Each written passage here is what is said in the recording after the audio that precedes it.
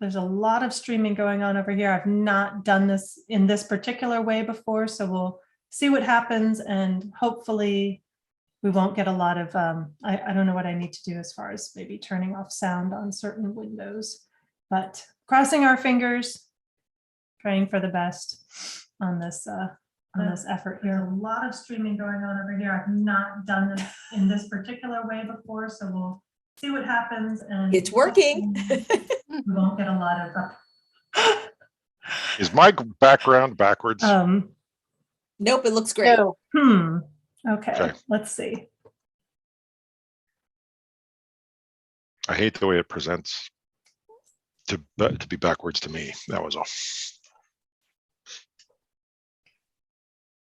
All right, let's see if that's going to work. All right. Okay, so we're going to start off with just some introductions. I love the percentages that are coming up. This is our Meet the Experts happy hour here. If you are coming in on live stream, I would welcome you to type any questions that you might have, or let us know that you're joining us tonight. We'd love to see those updates from you. And if you're catching a recording, I'm so glad that you're joining us to meet the experts of the Strategy Symposium. It's our happy hour here, so a lot of us have brought some fun refreshments, waters, club soda, raspberry mocktail mojitos, and whatever, cream soda with raspberries, also Diet Coke, whatever floats your boat. Grab a drink and join us. I'm going to go around the room, starting in the order that I'm seeing people on the screen. So Laura, introduce yourself. Tell us a little bit, just a short, the title of your presentation and a short synopsis of what you're sharing with us here. Sure. My name is Laura Rice like the food, and my business is Crux Organizing. So my presentation is what, how, why, and it's these simple 3 questions. Answering these will help you get your to-do list done.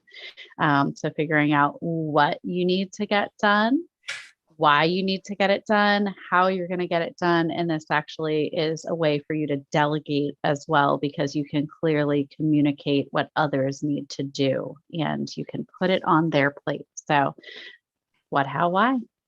Excellent. Thank you so much, Laura. Jumping over to Wanda. Hello, my name is Wanda Torotorini. I am the founder and inventor of catchwords.com. And our presentation is focused on really optimizing visibility and looking at all of your appearances, whether they're speaking engagements, podcast interviews, etc., and making sure that you don't have them be charity talks, right? That you actually connect with those potential ideal clients that are in the audience. And we use our texting technology for that. Excellent. And the texting technology is? Catchwords.com. Awesome.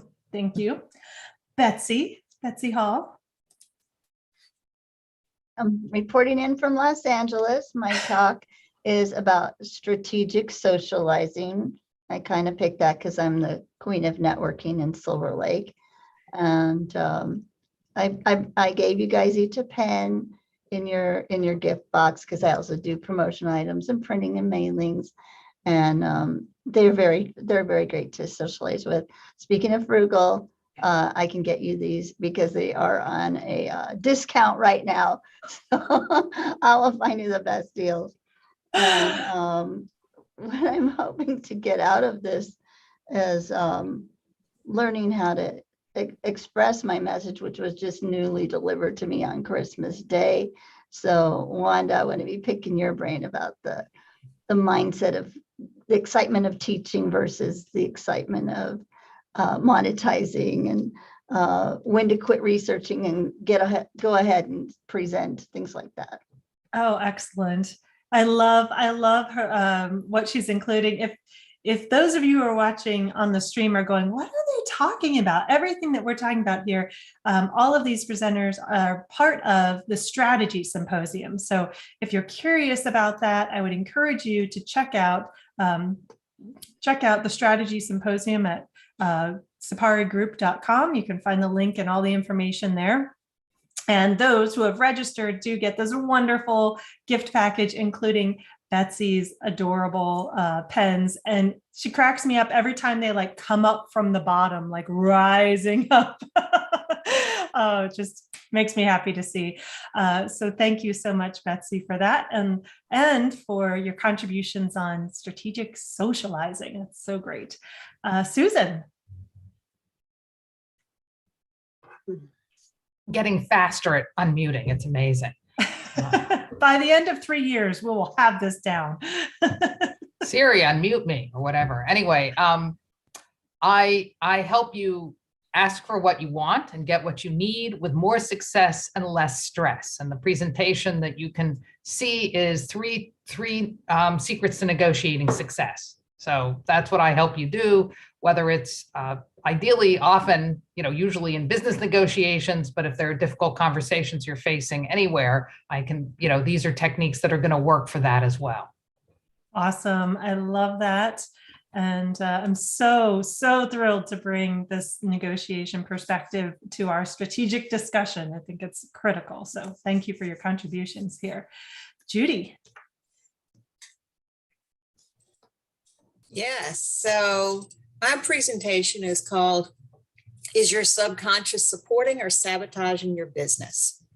And in that, I talk about how powerful your subconscious beliefs are, that they can either support or sabotage your success, and you don't necessarily know which it's doing other than looking at how things are working in your life.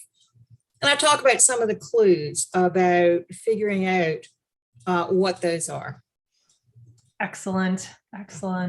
I love the diversity in the conversation and the expertise that we're bringing here. I hope you've noticed it as well. And you're thinking, oh, I really want to know more about that. So, Scott, what do you have for us?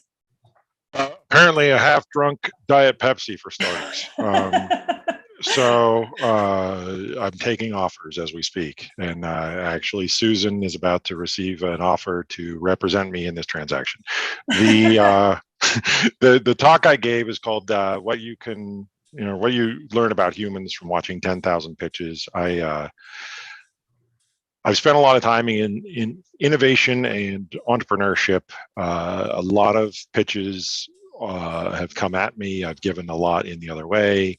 I coach people all the time about how to explain complex ideas. And I gave this talk basically as a way to understand what things you're doing right now that are likely sabotaging you, because those first few steps into talking about your business can be really confusing, really difficult. You've gotten advice. It's probably not modern, current advice. And I try to tie it back to sort of the human aspect of it. Like, do you like to be read to? Or do you prefer a more engaging presentation? Do you like it when there's an accountability to a presentation and that people are thinking about the impact of their words, or do you prefer something canned that's sort of been scattershot at everyone? So coming from both the Pitchworks end, which is where we coach people to give those presentations, and the experience that I've had receiving them, I'm hoping to give some people some insight. Excellent. And I know it's true. There is definitely a lot of insight to be had, and certainly with the number of pitches that you have experienced and given, there's a lot that you can contribute to help us figure out how to communicate better so that we can have a better outcome from those conversations. Yeah, we've actually done a lot of the study of how people react to those pitches. So it's not just my gut feel. I have to point that out. Like, we definitely brought science into this rather than just my random Archie Bunker shouting at TVs. Which is also fun, but science. I mean, your mileage may vary. It's true. Ruthie. Hello, everybody. My name's Ruthie, and everyone can hear me, right? We can all hear you. Okay, this has happened more than once. So I'm the founder of Defy the Status Quo and the host of the Defiant Business podcast. And my talk was the why workshop. And the why workshop is meant to help you tease out the threads that you will then use to develop the core of your brand. Every brand needs a heart, and that heart and that brand infuses every aspect of your business, from sales, marketing, operations, even your partnerships. And it all starts there. So the goal is to help you, as I said, tease out those threads so you can develop a nice solid core that anchors you and allows you to make decisions that are aligned with not just your personal values, but the brand values and the vision for your business's future. So that was the why workshop. Awesome. Yes. And that is what I sent. Thank you, Betsy. Excellent. My sister actually did the art for that, and the writing is mine on the back. Oh, fantastic. Thank you for sharing that. Oh, yep. And perfect timing, Laura. That is the card from Dana. So thank you for holding that up. Having been on the receiving end of the why workshop at Momentum Live, the CEO experience, I can tell you it is a fantastic presentation. Definitely want to dig into that.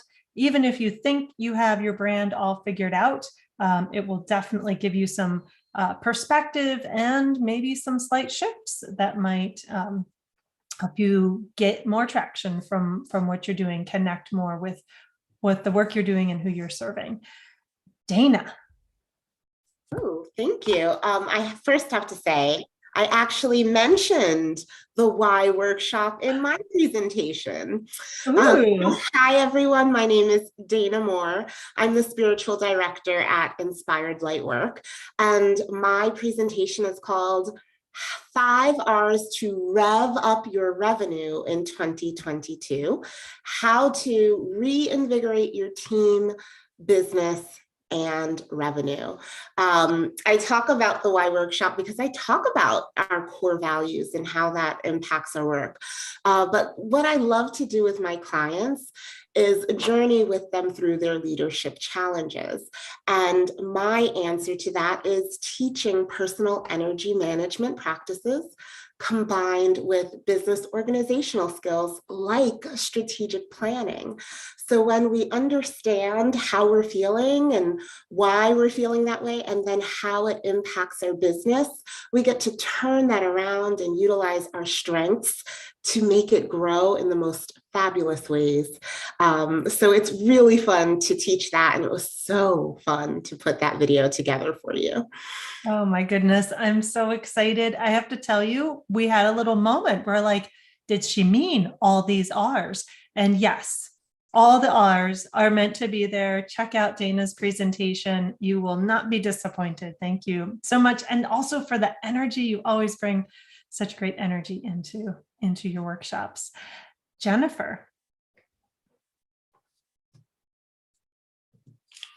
Oh, we would love to hear you. Just gave you a pop-up to unmute yourself. There we go. Sorry, I just did a 2-hour travel back from PA to Maryland to get back here. So I'm just kind of breathing for a moment and getting my grounding. But my name is Jennifer Mcginley. I am founder of JLM Strategic Communications. I've been doing public relations for over 25 years with healthcare and education organizations. The topic that I discussed for my speaking, my presentation, I'll just go over those bullets, about your purpose before you take on media relations or go to the public to communicate information about your organization. It's important to talk about your purpose. Then you need to go into internal communications, community outreach, media relations and social media, and then the value of public relations overall is what I discussed during my presentation. And then hopefully this week, I would like to discuss and bring to the table the information that is the extra information needed in order to really have the public aware of the organization that you represent. Awesome.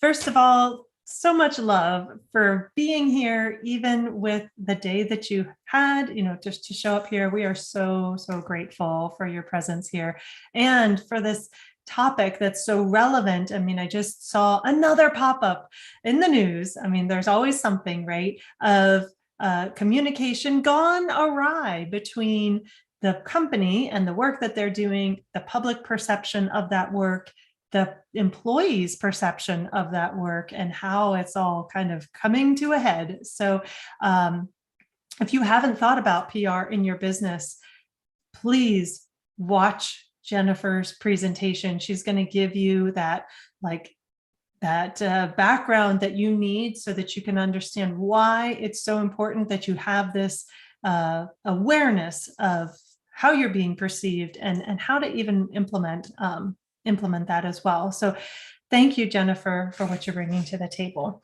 I am so excited. We have such a wonderful group of contributors here, and a great opportunity. If you have any questions, this is a great time to just pop them in. I'm going to lead a bit of a discussion for our experts here. And if any of the questions that I'm asking kind of bring something to mind for you, just let me know, drop it in the chat. Amongst our panelists too, don't be shy. If you've got a question for somebody in the panel next to you, you may ask, and I'll be looking at the chat thread as well to see if anybody pops in any questions there. So first question that I have for you is, what does strategy mean to you? So you can answer this from whatever perspective, your CEO hat, your entrepreneur hat, your expert in topic hat, or just your personal experience. But what does strategy mean to you?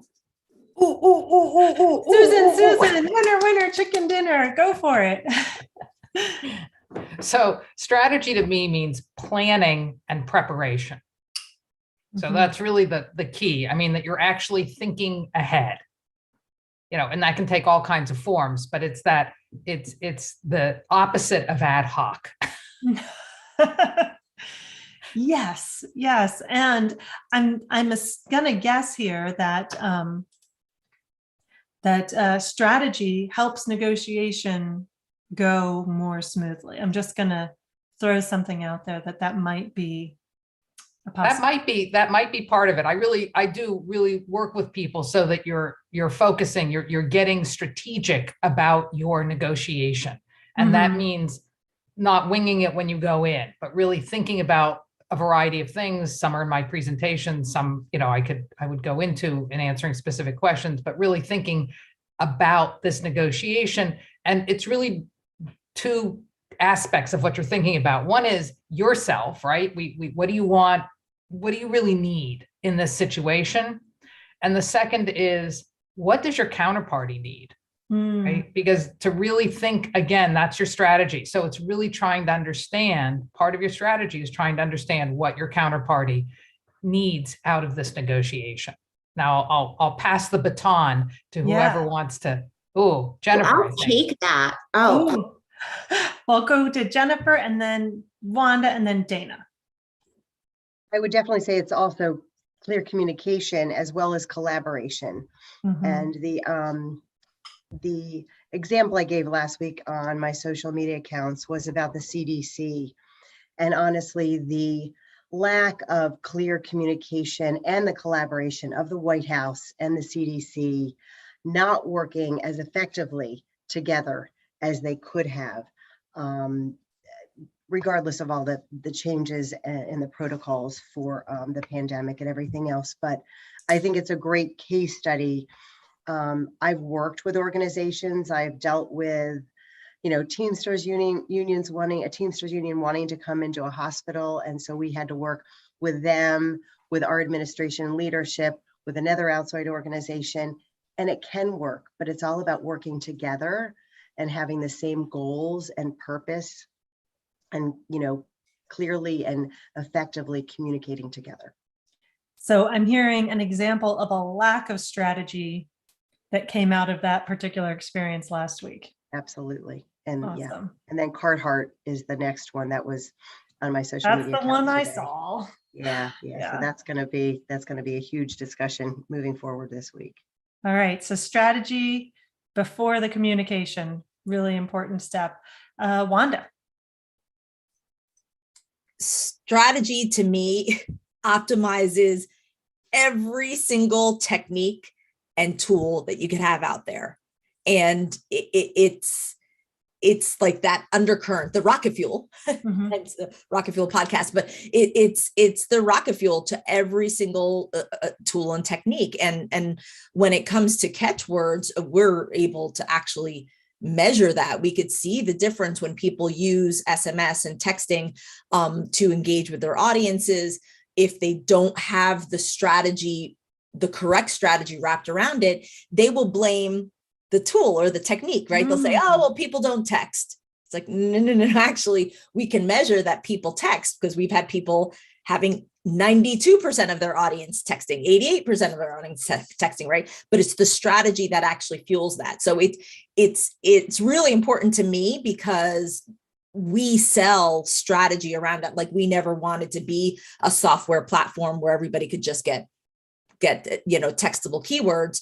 Strategy was critical because we saw that the tool, which could really help, would fail if good strategy wasn't used. And it's not just with us, it just so happens that we can measure it, but that's why strategy for any tool that you learn about is critical. And I'm a big supporter of working with experts because of that, because they really understand the strategies that work with the techniques and tools.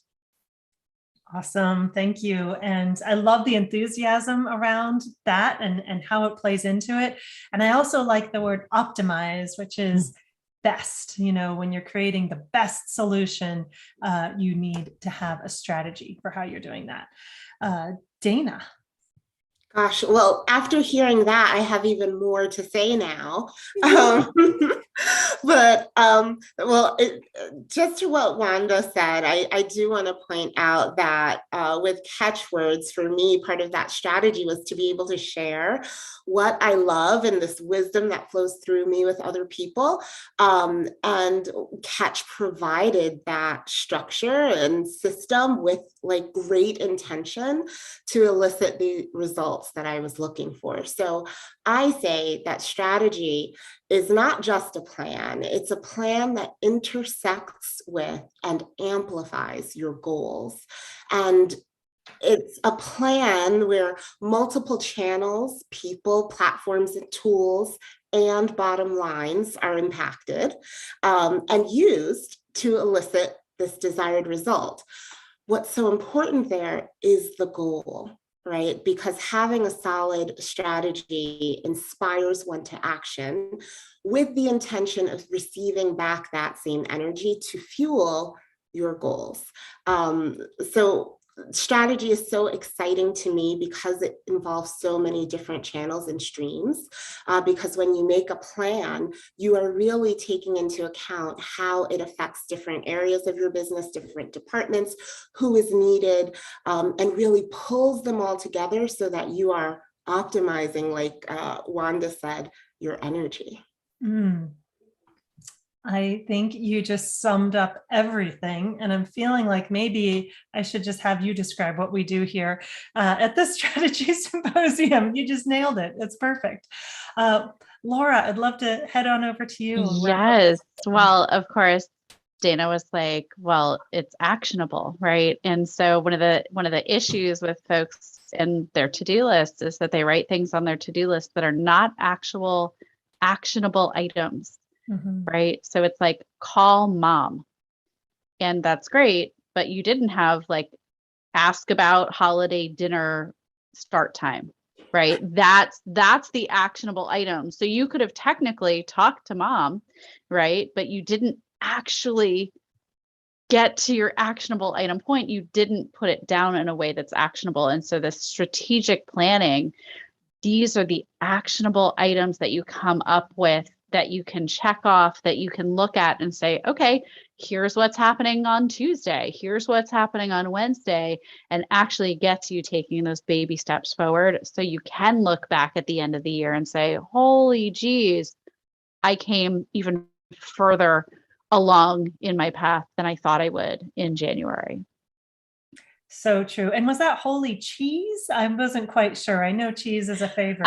I tried to say geez, but apparently, I don't know. Maybe I know, I'm just teasing you. tomorrow's National Cheese Day, so maybe just it was like a Freudian slip. I don't know. It could be. It could be for sure. Oh my gosh. Well, I think certainly all of those definitions are obviously true and accurate, and your definition of strategy is important. So I invite you, if you're watching, listening, participating, think about what is your definition of strategy, and are you being strategic? So next question here for our wonderful group of panelists is, what is your favorite book on strategy? And I have a feeling there will be a few, but everyone has gone into thinking mode, which means they've looked up and to the left. Oh, your favorite book on strategy, Betsy? My favorite book on strategy is my blank journal from Nettie. I wake up and I get my downloads and I quickly write them down before they have gone back into the ether, never to be recalled again. That's a good one. I have one for you, Nettie. Yeah. It's kind of wonky from the startup and innovation universe. It's this one called Product-Led Growth. I'm a huge fan of this. And it basically talks about there are certain kinds of companies that are product-led, meaning like if you go to a corner store, there will be a rack of keychains. Do you need a sales rep to explain keychains? Hopefully not, because if you do, it'll make a keychain way more expensive, and you probably should have had somebody explain keychains somewhere along the line, which is a tough realization 40 years old. But there are the other version is sales-led, right? And there are 100% legitimate times to be sales-led. For example, like you're a specialist in your field. You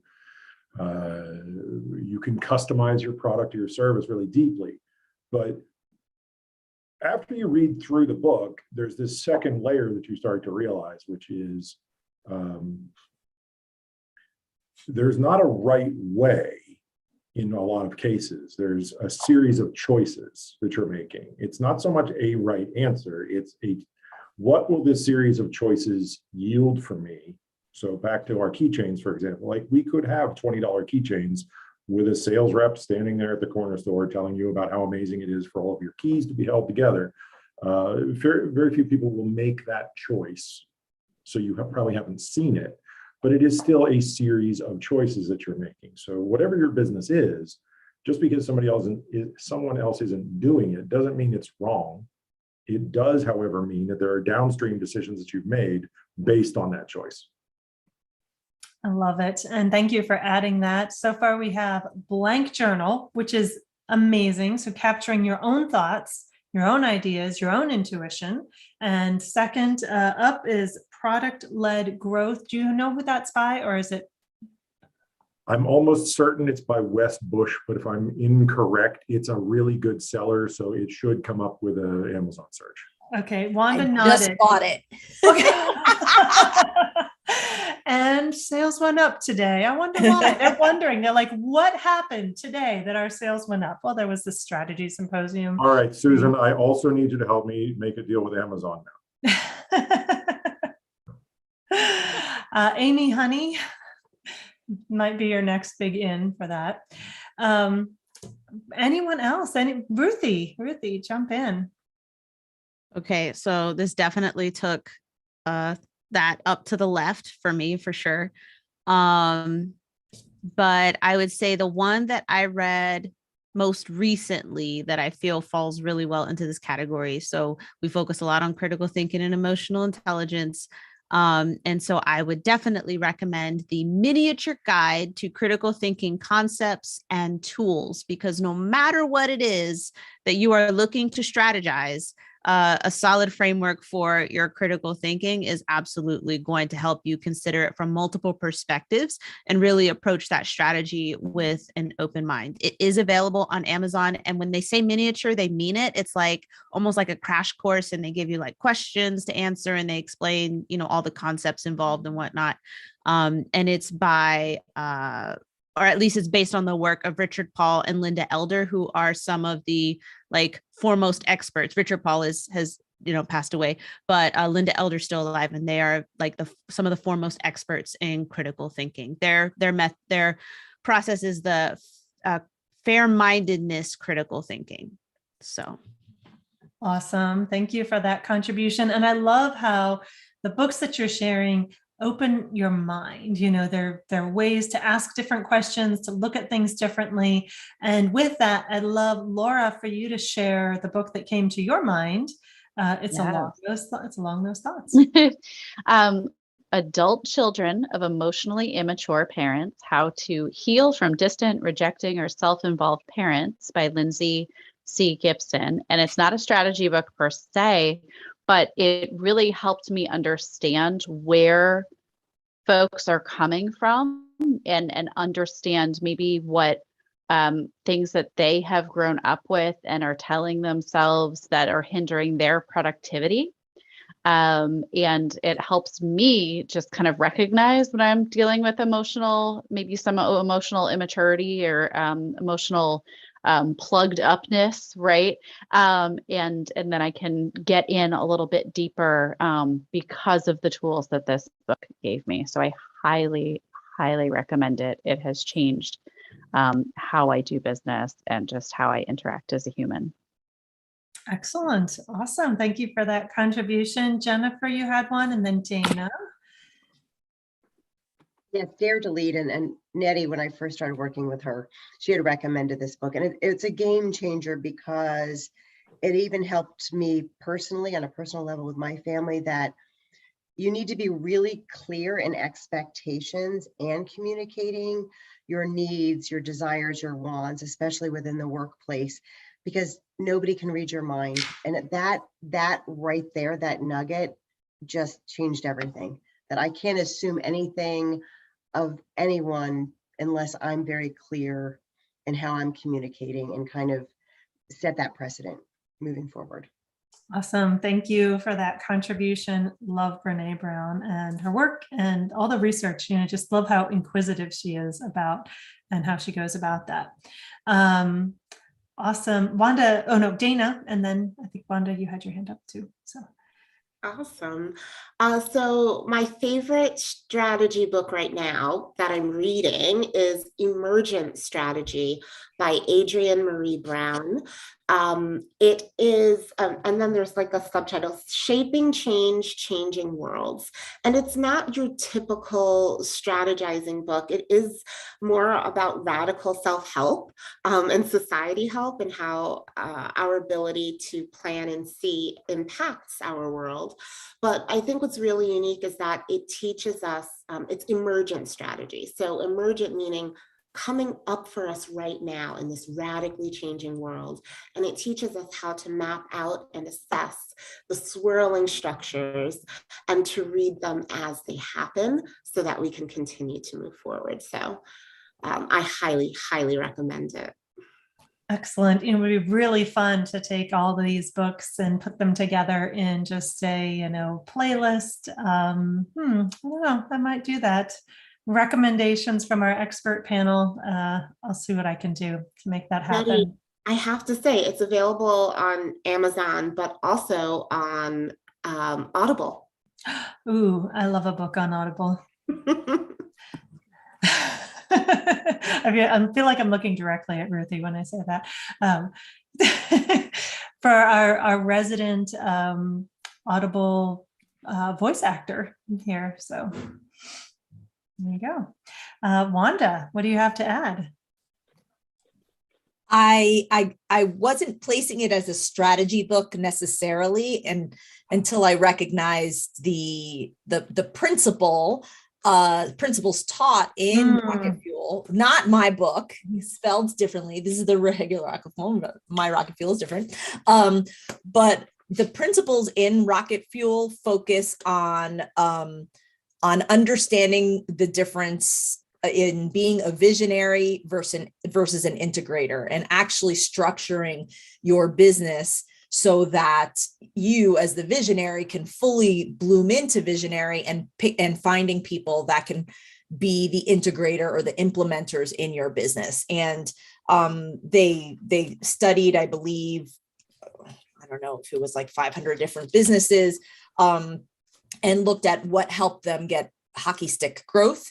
And it's when the owner finally recognized, were they the visionary or the integrator, and they stuck to that role. And so it really helps to define the roles and to start just structuring your entire business. So it's a I guess a business structure strategy that has been transformational for me, because once I was able to actually sit in my visionary role, I realized that I'm a good implementer and integrator because I've needed to do it, but that doesn't mean that that's where I was supposed to sit. And when I sat as visionary in my business and brought people to support all of that other work, it was truly rocket fuel for my business. And so I highly recommend that. Awesome. Great book. I would add to the list Traction, also in that Rocket Fuel family of books by Gino Wickman. For me, it's all about getting into those numbers and the goals and the structure of all of that. Really, really juicy, exciting stuff for me. So I love that book. If you haven't checked it out, I would encourage you to do so. I love the variety of strategy that we're sharing here and how it applies in each of these businesses. We're coming to the top of our time and this happy hour and meet the experts. And I'd love to just go around one word. And don't worry, this word isn't going to be as complicated as you would think. And you won't need to, I promise. Your favorite month to do strategic planning. One word, your favorite month to do strategic planning, starting with Laura. Every. Oh, goodness gracious, you got me there. All right, Wanda. January. Betsy. Never. No. You guys, I love it. You just don't play by the rules, but you're playing exactly. I have to trick myself to do strategy. It's not one of my gifts. So that's why I rely on you. And I have to kind of take some of my other gifts and combine them in order to get me over into actually strategic planning. And then it's more like the recovery afterwards on a daily basis. Like, this is what I planned and this is what happened. And how are we going to deal with that? I love that. I love that answer. Thank you so much for that. Susan. I would say December. December. Cool. Judy. I was going to say the current month, kind of like Laura's with the every. Nice, nice. So good. And I love how I'm getting unexpected answers and it's just making my day. Scott. Bourbon. Bourbon. All right. Who invited Scott to the party? How did that happen? Hold on a second here. Wait, a second ago, you were like, oh, I love these unexpected answers. Now all of a sudden, somebody challenges the paradigm and look what happens. The wheels come. Okay, I love these unexpected answers. I still love these unexpected I'm answers. in every camp. But again, like I feel like a lot of the stuff I touch is changing so quick, I can't put it off. The plan has to change. So I can't pick a month, because if I took a month off, that'd actually be a really bad thing for me. Oh my gosh. Fantastic. Great perspective. And it's true. We cannot just make our goals once a month and let them sit on the shelf and never attend to them, never adjust them, never adapt with them. But let's be super clear. Bourbon's good too. Bourbon is good too. I'm with you. Ruthie, how about you? Retreat. Nice. Your retreats. Yes, they happen twice a year. Great time for strategic planning. March and September, October. Just depends on how the days fall each year. Dana. I'm going with November because it's so close to the holidays that it's inspiring. You start to think of all the things you could be doing or could have done if you planned it accordingly. So it's still a great time when you're generating those ideas to write them down and start planning them out to implement them in the next season. So good and true. And I love Susan's comments in the chat. She said strategy is like a plant, and it just disappeared off of my thing. It requires attention and cultivation. Absolutely. Jennifer, what about you? Favorite month or one word? I'm made to do it monthly because I have to hand in my goals to you every month. So it's kind of non-negotiable. I love that accountability, and I don't mind cracking the whip a little bit. Not a problem. I'm here to help. Thank you all, each of our experts who were here. Thank you for our participants, for those who are part of the Strategy Symposium. If you would like to be part of this too, there's still time. You can register all the way up until 9 p.m. on Thursday evening, 9 p.m. Eastern Standard Time. Tomorrow we have a group going through strategic planning, and on Friday we will do the same thing. These amazing experts are available, and all of their wonderful, deep, insightful presentations are available when you register for the Strategy Symposium. The experts are available for you to ask your questions to and dig into that information at our Expert Cafe, also part of the Strategy Symposium. So check it out. Thank you for being here tonight, and take care. I'm going to go off of here.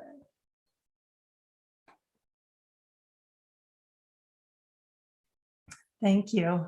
I don't know how to stop this.